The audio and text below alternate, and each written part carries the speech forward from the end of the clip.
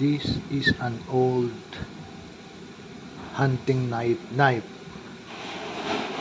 used in utensil course.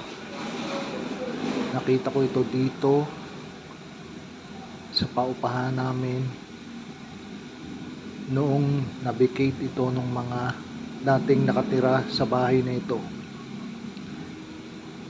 Ito'y sobrang kalawangin.